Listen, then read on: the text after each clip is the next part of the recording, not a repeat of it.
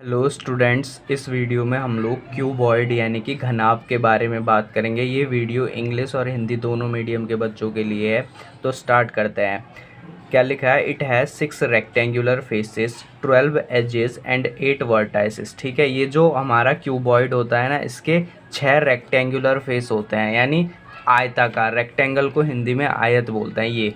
ये अगर एक क्यूबॉइड है तो ये जो सब ये वाला फेस देखो, ये एक फेस है, ये रेक्टेंगुलर है, ये फेस भी रेक्टेंगुलर है, ये फेस भी रेक्टेंगुलर है, और ये ऊपर वाला फेस भी, और ये इधर वाला, ये सारे के सारे फेस रेक्टेंगुलर होते हैं। 6 फेस होते हैं, 6, 1 एक बैक, 2 3 4 5 एंड 6। ये 6 के 6 फेस रेक्टेंगुलर होते हैं। ठीक है, अब अगर तुम लोगों को क्यूबॉइड के बारे में जानना है तो क्यूबॉइड के बारे में जानने से पहले रेक्टेंगल के बारे में पता होना चाहिए। अगर रेक्टेंगल के बारे में पता नहीं होगा तो फिर क्यूबॉइड के बारे में तो भूल ही जाओ। तो पहले मैं रेक्टेंगल की प्रॉपर्टीज़ बताऊंगा, रेक्टेंगल समझ में आ जाएगा तो क्यूबॉइड फिर खेल है। ठीक है, तो स्टार्ट करते हैं। पहले यहाँ से कुछ बेसिक बातें जान लेते हैं। ठीक है, सबसे पहले तो लेंथ क्या होती है?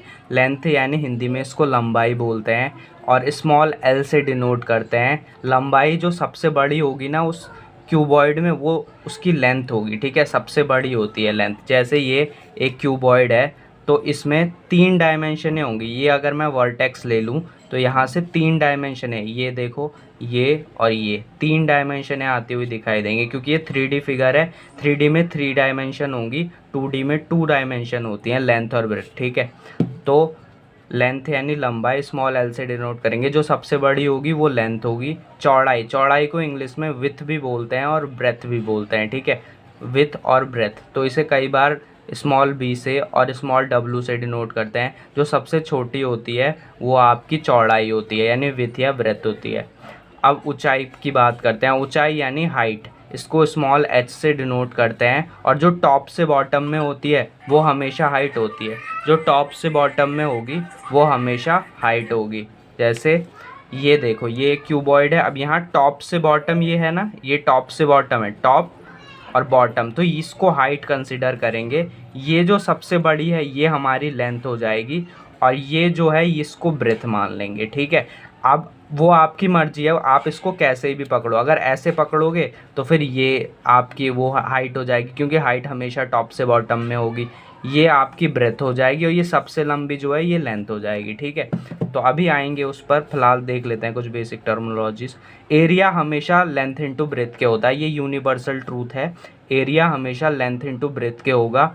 अब वो डिपेंड करेगा कि जिस चीज़ को, जिस ऑब्जेक्ट का हम फाइंड करने वाले हैं एरिया, वो क्या है, उसके अकॉर्डिंग लेंगे। ठीक है, क्षेत्रफल लंबाई गुणा चौड़ाई, इसको एरिया को हिंदी में क्षेत्रफल बोलते हैं, और क्षेत्रफल बराबर लंबाई गुणा चौड़ाई।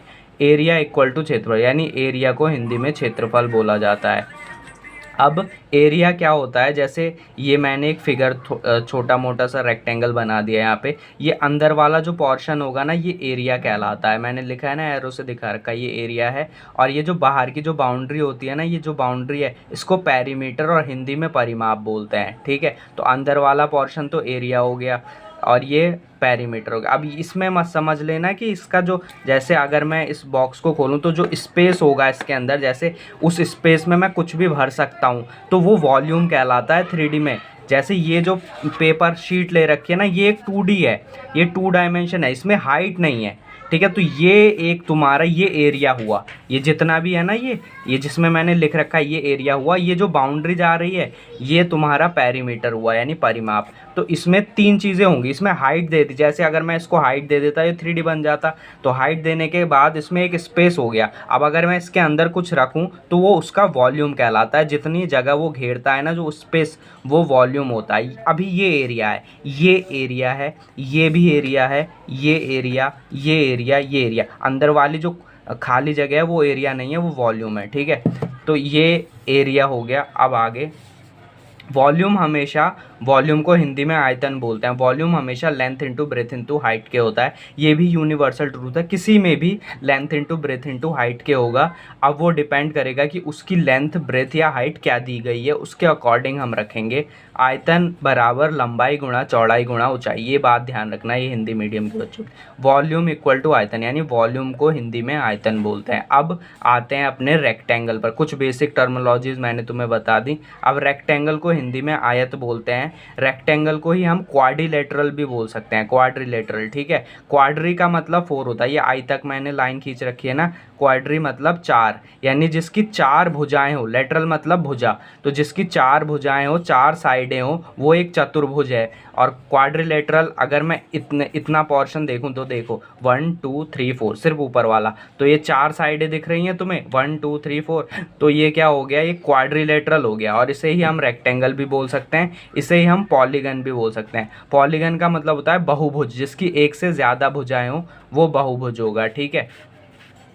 अब ये देख लेते हैं कि पॉलीगन क्या होता है। A simple closed figure formed of 3 और मोर लाइन सेगमेंट, ठीक है। एक सिंपल सा फिगर जो 3 या 3 से ज़्यादा लाइन सेगमेंटों से मिलकर बनता है, वो तुम्हारा पॉलीगन कहलाता है। हमारा सबसे पहला पॉलीगन यानी सबसे पहला बहुभुज जो होता है वो ट्रायंगल होता है। ये क्वेश्चन भी आता है, ध्यान रखना।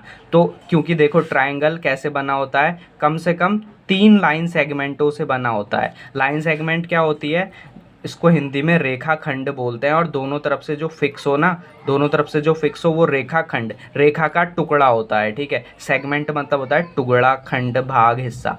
तो जो तीन टुकड़ों रेखा खंडों से मिलकर बना हो वो ट्रायंगल है, और ट्रायंगल हमारा सबसे पहला पॉलीगन होता है, ये बात ध्यान रखना। अब सिंपल क्लोज फिगर है, सिंपली क्लोज हो रहा है, और 3 या 3 से ज़्यादा लाइन सेगमेंटों से मिलके बना है, यानी रेखाखंडों से। देखो 1 2 3 4, ये एक रेखाखंड हो गई, दोनों तरफ से फिक्स है, ये तो 4 रेखाखंड आ गई ना, तो ये एक पॉलीगन है। इसे बहुभुज भी बोल सकते हैं। तो रेक्टेंगल को तुम क्या क्या बोल सकते हो, रेक्टेंगल को आयत बोलते हैं हिंदी में, इसे क्वाड्रिलेटरल भी बोल सकते हैं यानी चतुर्भुज, और इसे पॉलीगन भी बोल सकते हैं यानी बहुभुज, ठीक है।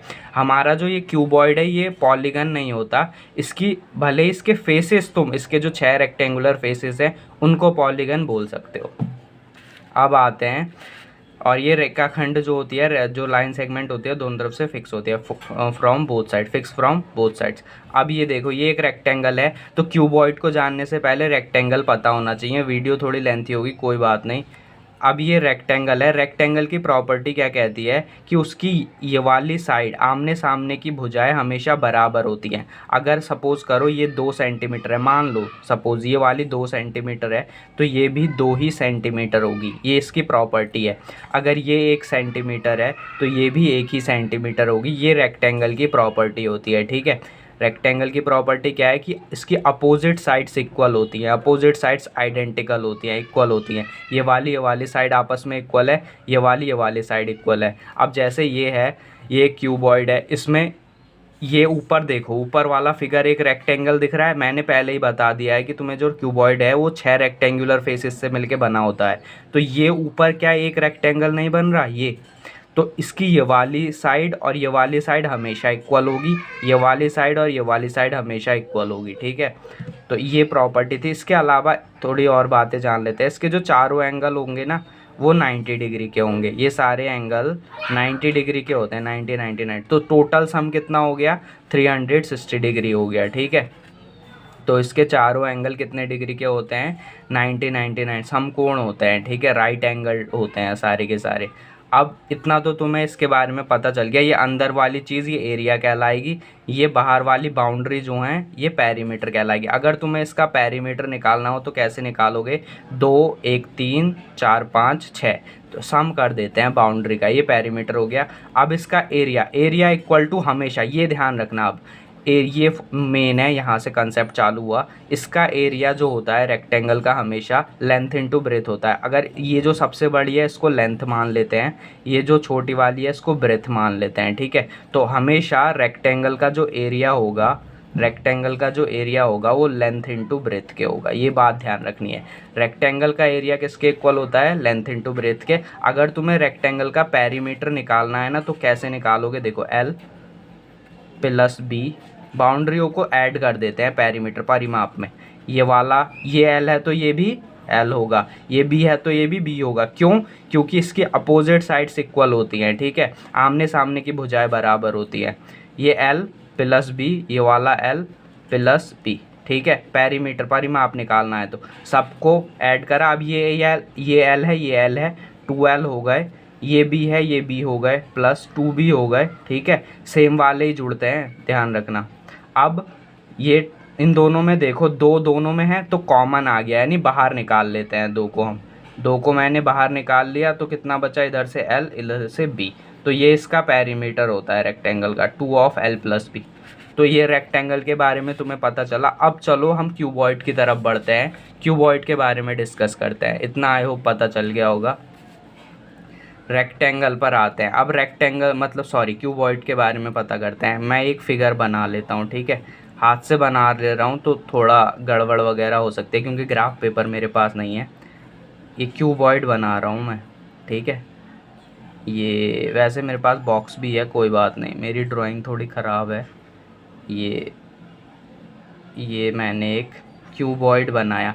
तो मैंने देखो 2D और 3D में अंतर क्या है, 2D में 2 ही डायमेंशन होती हैं, हाइट नहीं होती, ठीक है, हाइट नहीं होती, और 3D में हाइट भी होती है। अब देखो इसका एक वर्टेक्स पकड़ो तुम, ये कोना हमेशा वर्टेक्स यानी शीर्ष कहलाता है। यहाँ से देखो, इधर से एक डायमेंशन ये जा रही है, ये एक डायमेंशन ये जा रही है, और एक डायमेंशन ये जा रही है, तो ये हमेशा 3 डायमेंशनल ऑब्जेक्ट होता है, ठीक है। तो अब इसमें तुम एक बार जब तुमने कोई क्यूबॉइड ले लिया तो एक ही बार कंसिडर करना है कि कौन सी लेंथ होगी, कौन सी ब्रेथ होगी और कौन सी हाइट होगी, ठीक है। तो ये जो टॉप से बॉटम में है, इसको हटाते हैं, यहाँ देखो, उस शायद कैमरे में तुम लोगों को ढंग से दिख नहीं रहा होगा। ये देखो, ये ऐसे रखा मैंने तो ये टॉप से बॉटम आया, तो इसको ना मैं हाइट मान लूँगा, इसको मैं क्या मान लूँगा, हाइट, ठीक है। ये ऐसे दिखा देता हूँ मैं, समझ जाना। ये जो है ये टॉप से बॉटम है, ये हाइट आ गई। अब ये जो है इधर, ये लेंथ हो गई, ये क्या हो गई, सबसे बड़ी है ना, ये देखो ये छोटी है, ये ब्रेथ हो जाएगी। ये बी से डिनोट कर देता हूँ, ये देखो ये पूरी समझ जाना, बी है, ये ब्रेथ है, ये हाइट है, ठीक है। और ये वाली जो सबसे बड़ी है इसको लेंथ मान लेंगे। टॉप से बॉटम हमेशा हाइट मानना, ठीक है, ऐसे रखा था ना मैंने, तो ये टॉप से बॉटम था, ये लेंथ है। तो अब रेक्टेंगल की अभी हमने प्रॉपर्टी पढ़ी। रेक्टेंगल की प्रॉपर्टी के अकॉर्डिंग क्या है, आमने सामने की भुजाएं बराबर होती है ना रेक्टेंगल में, तो अगर ये एच है तो ये भी क्या होगी, एच ही होगी, क्योंकि रेक्टेंगल की प्रॉपर्टी है और क्यूबॉइड 6 रेक्टेंगल से मिलके बना है। और ये वाला देखो, अगर ये एल है तो ये भी एल ही होगी, क्योंकि रेक्टेंगल की प्रॉपर्टी कहती है कि आमने सामने की भुजाएं बराबर होती हैं। अब यहाँ देखो, ये बी है तो ये भी बी होगा, क्योंकि ये भी एक रेक्टेंगल है, 6 रेक्टेंगल से मिलके बना होता है, तो ये भी बी होगा। ये एल है तो ये भी एल ही होगा, ये एल होगा ना, ये एल है तो ये भी एल ही होगा, ठीक है, ये भी एल होगा। इस तरीके से हम इसका नाम कर देते हैं, ठीक है। ये एल है तो ये क्या होगा, ये भी एल ही होगा।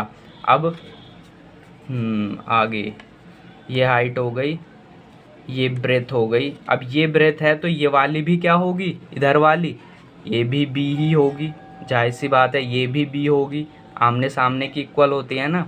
और ये एच है तो ये वाली भी एच होगी, यहीं ट्विस्ट है, ठीक है, यहीं ट्विस्ट है, ये एच होगी, दिख रहा है ना, आई होप कि दिख रहा होगा, ये एच होगा, ठीक है, ये भी एच होगा। अब ये एच है तो ये वाला एच है ना, तो ये भी एच ही होगा। ये बातें ध्यान रखनी है, अगर ये सही से कर लिया तो तुम्हारा ये सही हो जाएगा, वरना गलत होगा, ठीक है। ये एल है तो ये भी एल होगा, पूरा का पूरा, ये पूरा एल होगा। वीडियो रिपीट करके देख सकते, ये बी है, देखो इधर बी है तो ये वाला क्या होगा, बी होगा, सामने। अब तो ये और ये बी होगा, क्योंकि अपोजिट साइडें इक्वल होती हैं, और ये लेंथ होगी। मैंने सारा का सारा लिख लिया है, और हमने पहले इस तरफ से पकड़ा था, ठीक है, ऐसे रखा था ना।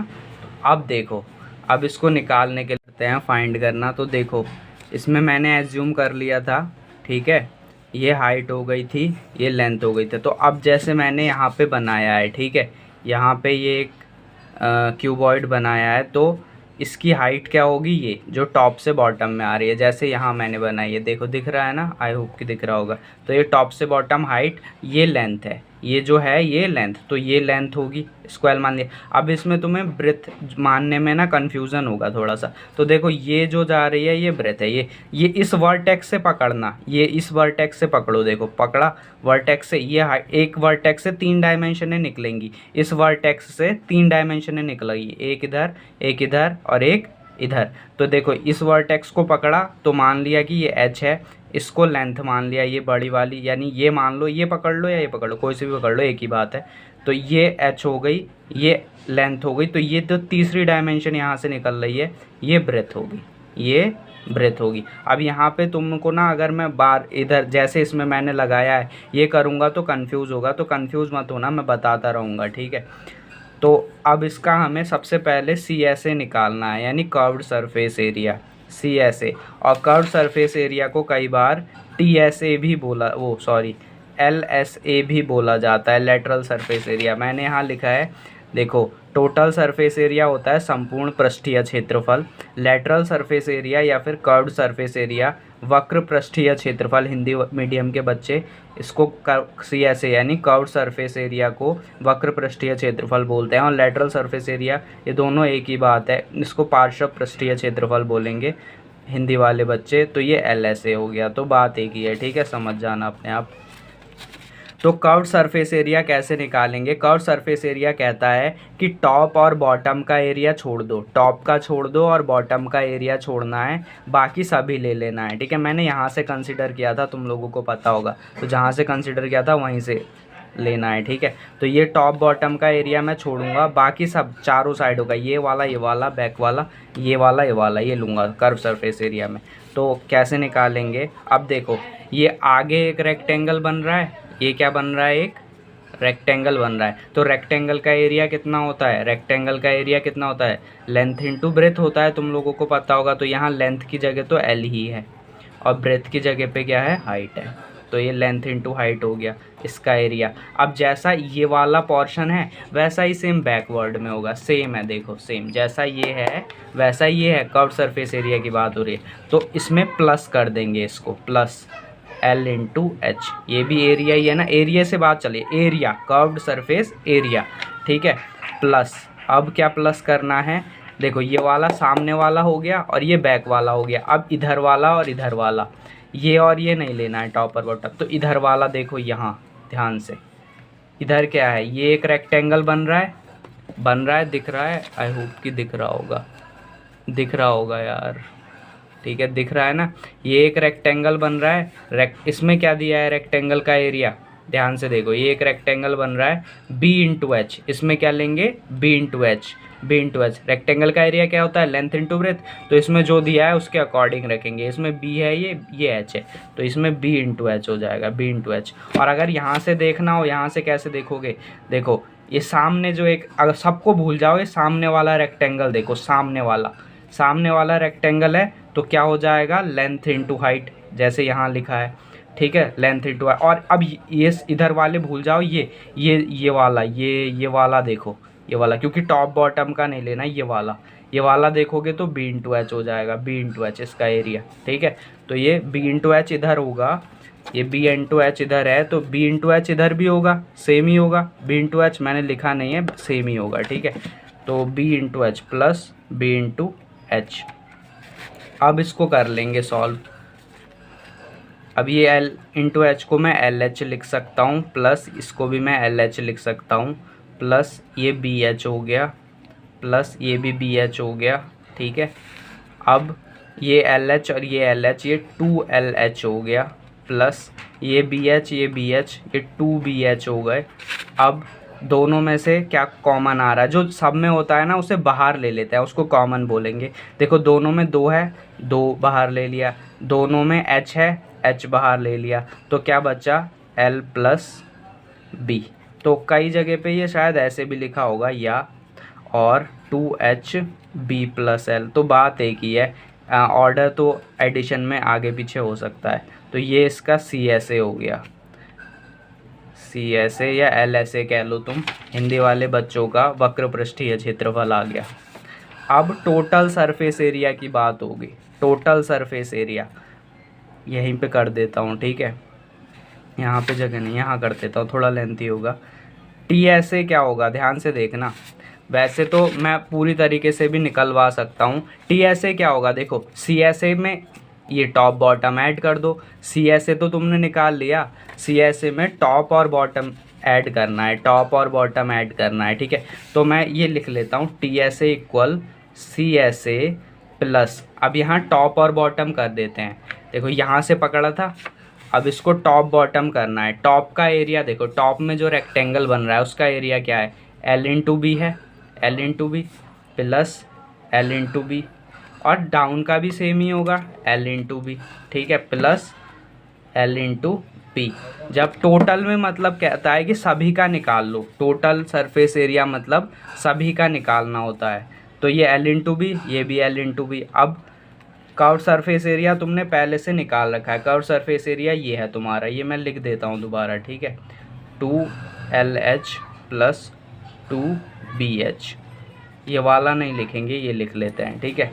अब ये LB है और ये भी LB, इसे चलो पहले एक बार ऐसे लिख देता हूँ, LB। अब 2LH plus 2BH plus 2LB। तो अब सब में से जो सब में हो वो बाहर निकालो, 2 सब में है, बाहर निकाल लिया। इसके अलावा क्या कुछ और सब में है, क्या H सब में है, नहीं है। क्या B सब में है, नहीं, सब में होना चाहिए कॉमन लेने के लिए। तो यहाँ पे LH plus BH plus LB। अब ये ऑर्डर कहीं पे मतलब नेट पे देखोगे तो चेंज हो सकता है, इससे कोई फ़र्क नहीं पड़ता, ठीक है। ये तो मैं इसे HL या LH लिख सकता हूँ, इसे BH या HB लिख सकता हूँ, इसे LB या BL लिख सकता हूँ, ये LB को पहले लिख सकता हूँ, तो उससे कोई फ़र्क नहीं पड़ता। तो ये संपूर्ण पृष्ठीय क्षेत्रफल आ गया, हिंदी मीडियम के बच्चों का संपूर्ण पृष्ठीय क्षेत्रफल, और ये कर्व सरफेस एरिया यानी वक्र पृष्ठीय क्षेत्रफल। अब वॉल्यूम देखते हैं, वॉल्यूम किसके इक्वल होता है, वॉल्यूम को हिंदी में आयतन बोलते हैं। वॉल्यूम हमेशा L into B into H होता है, ठीक है, लंबाई गुणा चौड़ाई गुणा ऊंचाई। तो यहाँ तो यही 3 डायमेंशन दी हैं भाई, यहाँ तुम लकी हो कि यहाँ 3 ही डायमेंशन है और तीनों के नाम भी सेम ही है, L H और ये भी length into breadth into height, length into breadth into height, ठीक है। तो लेंथ ब्रेथ और ये हाइट 3 चीज़ें दी हैं सेम, तो ये तुम्हारा वॉल्यूम हमेशा यही हो गया। तो आयतन हमेशा किसका हो गया, इसके L into B into H के हो गया। आयतन इक्वल टू हो गया length into breadth into height, यानी लंबाई गुणा चौड़ाई गुणा ऊंचाई। तो ये हो गया। अगर यहाँ फाइंड करना हो तो देखो, अब मैं लास्ट में इसे भी बता देता हूँ।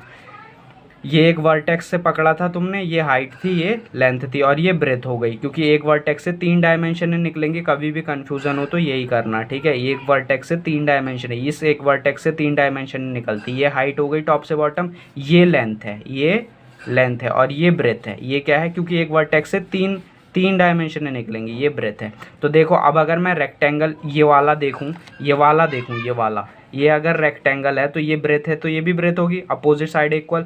ये हाइट होगी तो ये वाली हाइट होगी, ये वाली हाइट होगी, ठीक है।